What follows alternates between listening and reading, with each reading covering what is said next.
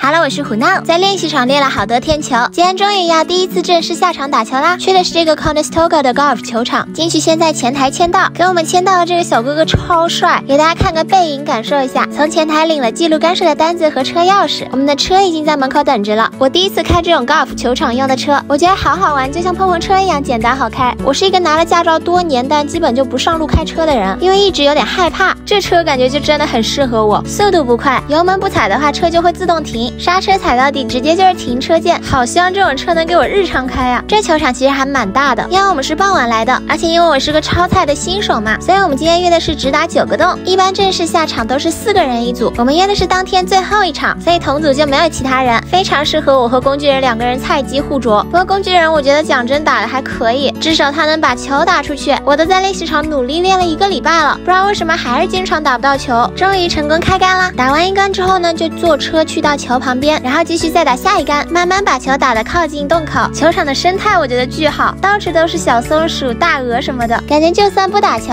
经常过来吸吸氧，对身体也会很好。第一个洞其实是个5杆洞，也就是说如果打得好一点的话，用5杆就可以把球推到洞里。但是由于我实在是太菜，我用了整整14杆才完成，不过也是非常值得纪念的第一次啦。相比来说，工具人真的打得太好了，如果有一天我能达到他的水平，我感觉就够了。以前我一直觉得高尔夫是一种节奏非常慢的养老运动，这一次自己亲身下场之后，我觉得它更多的是一种自我挑战和自我实现，它其实是有一点竞争性存在的，跟别人比也跟自己比，其实就跟我们日常生活一样，每天都让自己过得比前一天的自己更好一点，这其实就是一种胜利。希望我能通过努力让自己一天比一天更好。下期视频再见，拜拜大家。